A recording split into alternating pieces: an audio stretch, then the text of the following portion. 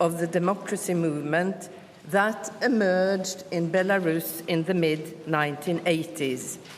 He has devoted his life to promoting democracy and peaceful development in his home country. He founded the organization Viasna, meaning spring, in 1996 in response to the controversial constitutional amendments that gave the president dictatorial powers and triggered widespread demonstrations. Viasna provided support for the jailed demonstrators and their families.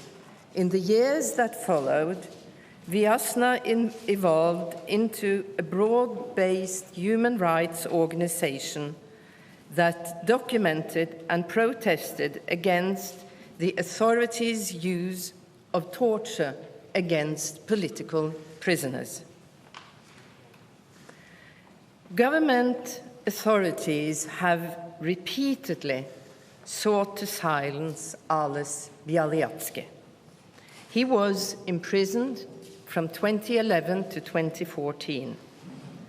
Following large-scale demonstrations against the regime in 2020, he was again arrested.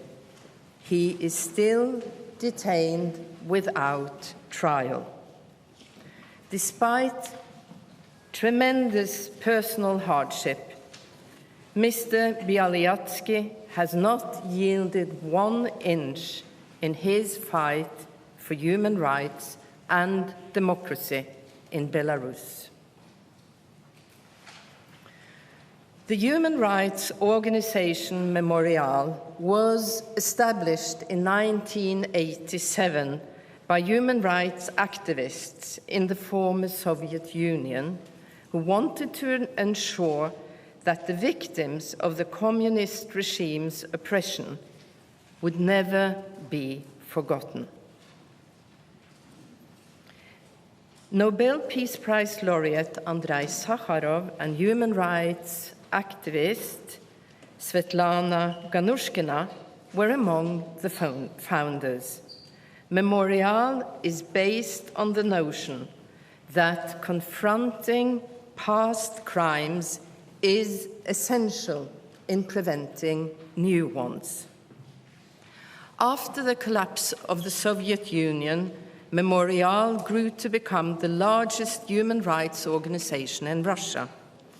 In addition to establishing a center of documentation on the victims of the Stalinist era, Memorial compiled and systematized information on political oppression and human rights violations in Russia.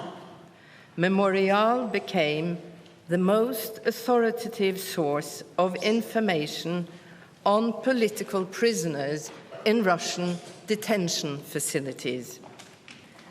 The organization has also been standing at the forefront of efforts to combat militarism and promote human rights and government based on rule of law.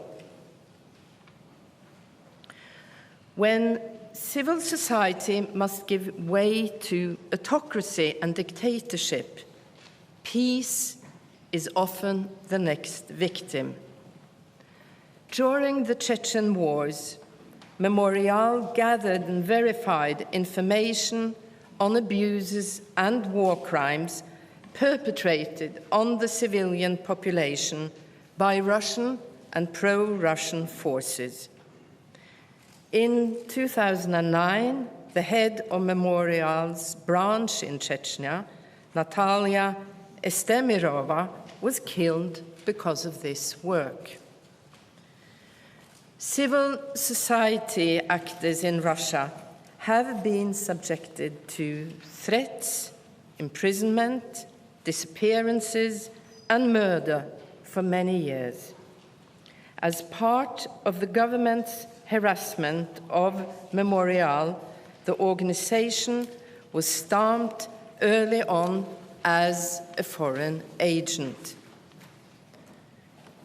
In December 2021, the authorities decided that Memorial was to be forcibly liquidated and the documentation center was to be closed permanently. The closure became effective in the following months, but the people behind Memorial refused to shut down. In a comment, Chairman of the board, Jan Rashinsky, stated, "Nobody plans to give up." The Center for Civil Liberties was founded in Kiev in 2007 for the purpose of advancing human rights and democracy in Ukraine. The center has taken a stand to strengthen Ukrainian civil society and pressure the authorities to make Ukraine a full-fledged democracy. To develop Ukraine into a state governed by rule of law, Center for Civil Liberties has actively advocated that Ukraine become affiliated with the International Criminal Court. After Russia's invasion of Ukraine in February 2022, Center for Civil Liberties has engaged in efforts to identify and document Russian war crimes against the Ukrainian civilian population. In collaboration with international partners, the Center is playing a pioneering role with a view to holding the guilty parties accountable for their crimes.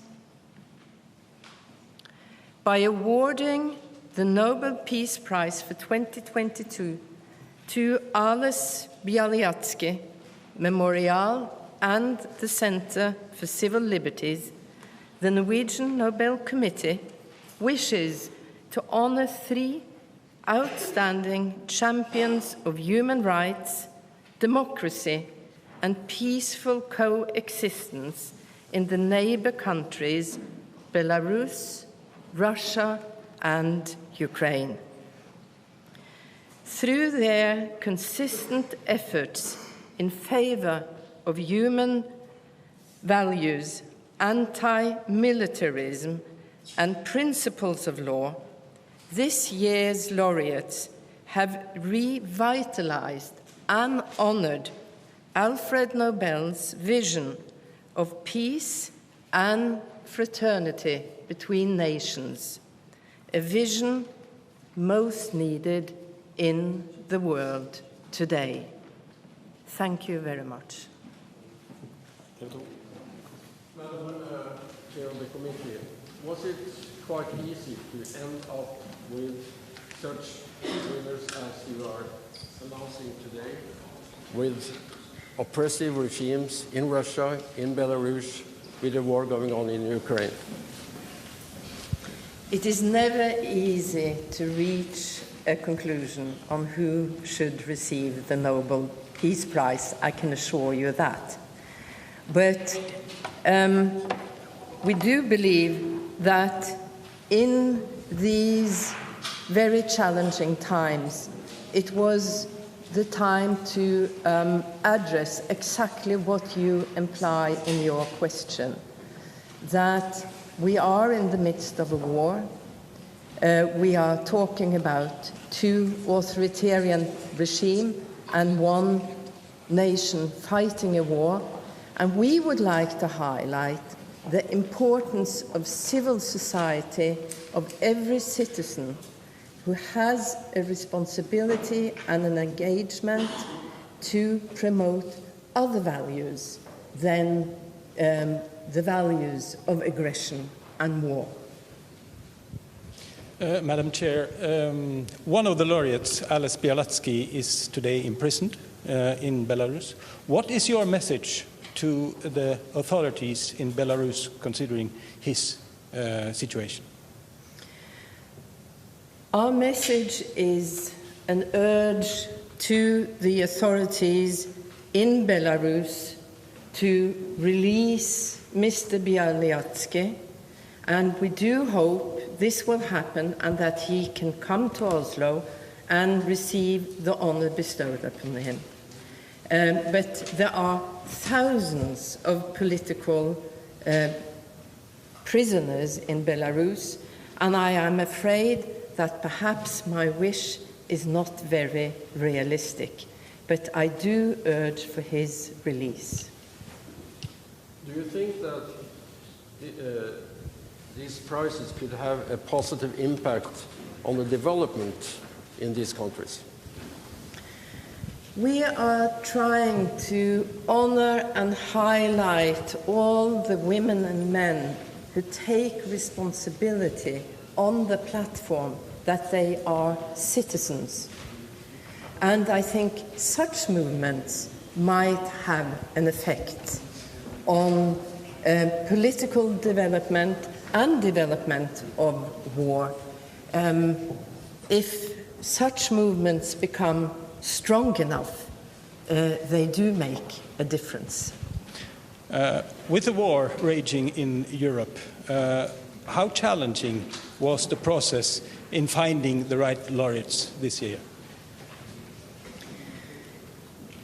Every year there are wars going on when we are deciding on who to reward and honor for peace, unfortunately. This year we were in a situation with a war in Europe, which is most unusual, but also facing a war that has a global effect on people all over the world. I am referring to the threats of using nuclear weapons, food shortages,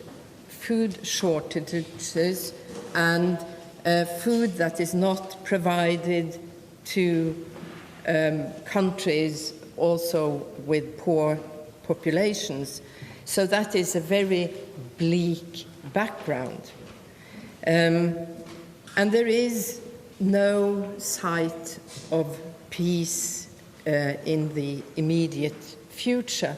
So what we would like to honor by this year's prize is the importance of the values that these three laureates represent, and also underscoring the importance of these, the three nations they represent are neighbors, and that they, their civil societies have a joint understanding of the values that they want to promote. Civil society can always balance any people in power, whether it is dictatorial powers or in a democracy.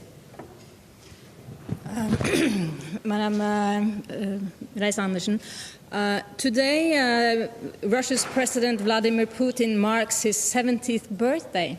To what extent does the committee find this as a timely birthday present to President Putin?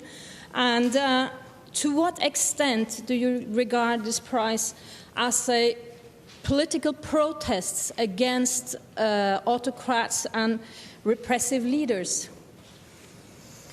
This prize is not addressing President Putin, not for his birthday or in any other sense, except that his government, as the government in Belarus, is representing an authoritarian government that is suppressing human rights activists. And the attention that Mr. Putin has drawn on himself that is relevant in this context is the way civil society and human rights advocates are being suppressed. And that is what we would like to address with this prize. And we always give a prize for something and to somebody and not against anyone. To what extent, to what extent do you think that this prize will actually increase the risk for repression and suppression of, for instance, memorial and cause harm to the activists? This is a dilemma that the Nobel Committee often faces, and it is something we always consider and take into consideration very seriously. But we also have the point of view that the individuals behind these organizations, they have chosen to take a risk and pay a high price and show courage to fight for what they believe in.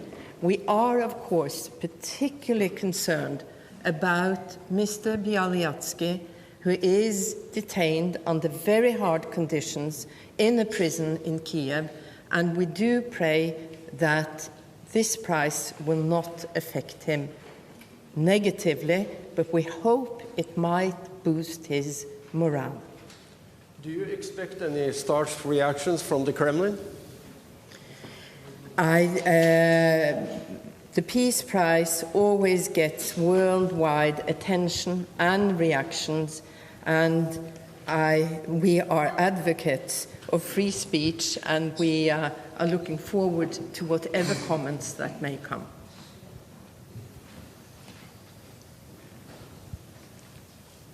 Any other questions? Da presskonferansen over her I Nobelinstituttet, og vi skal få et intervju med komiteens leder Berit Reiss-Andersen på rappen her. Gratulerer med å ha kåret en fredsprisvinner. Ja, tusen takk. Vi har vel kåret 3 fredsprisvinnere. Og det kan jo være krevende å ha 3 vinnere I ett år, men vi har tenkt slik at disse vinnerne sammen gir et sterkere budskap enn den enkelte vinner hver for seg. Hvordan da? Fordi de hjemmehørende I 3 naboland I en krigsutsatt region, og vi ønsker å påvise de positive verdier som sivilsamfunnene I alle 3 land bærer I fellesskap og slutter seg samlet opp om.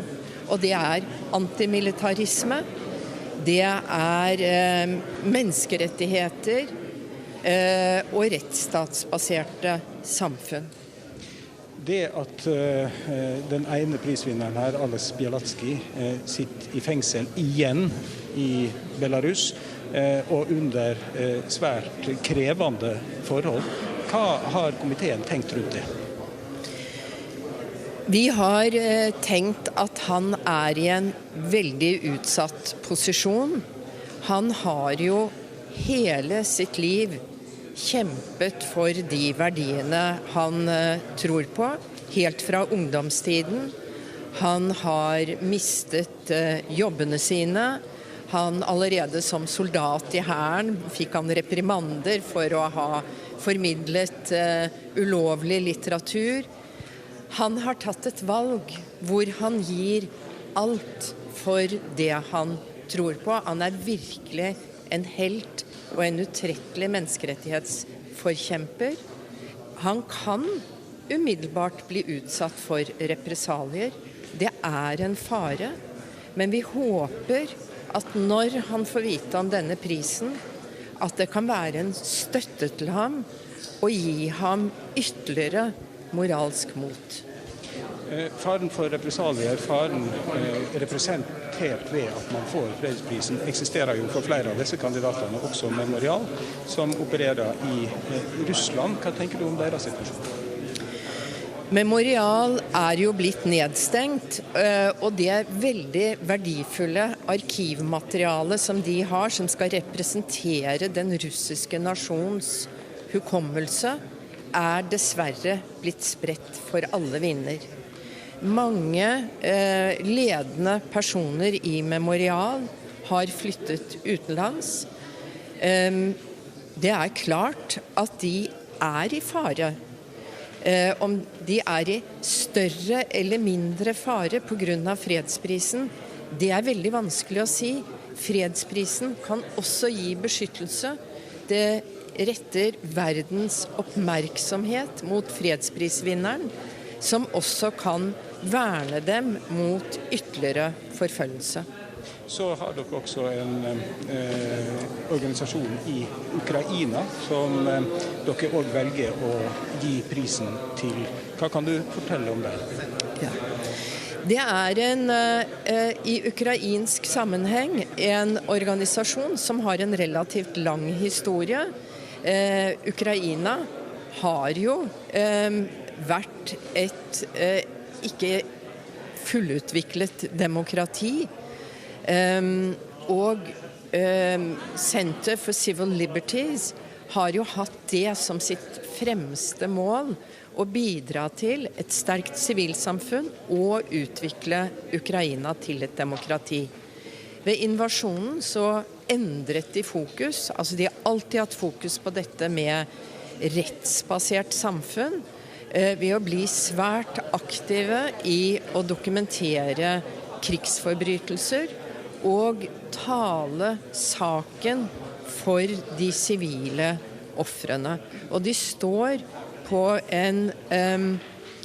et sterkt standpunkt hvor de fremhever krigens lidelser og prøver å avhjelpe det. Da dere nå har valgt å innrette denne prisen sånn som dere har, hva den viktigste meldingen fra Nobelkomiteen knyttet til årets fredspris? Den viktigste meldingen det nytter å være et enkeltmenneske. Det nytter å påvirke samfunnet uten å ha en politisk posisjon. Det nytter å kjempe for de verdiene som ligger i Nobelprisens verdisett. Fred, rettsstat, demokrati og menneskerettigheter. Takk skal du ha, Berit Reiss-Andersen. Vi har altså fått 3 prisvinnere, og vi får en spennende seremoni i Oslo 10. desember, da prisen skal deles ut.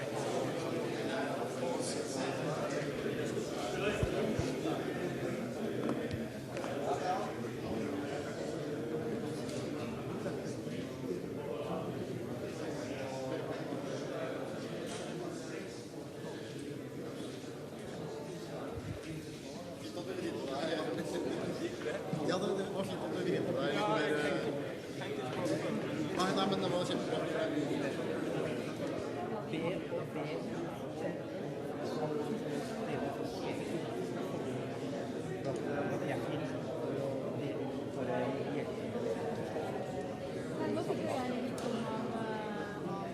Det vår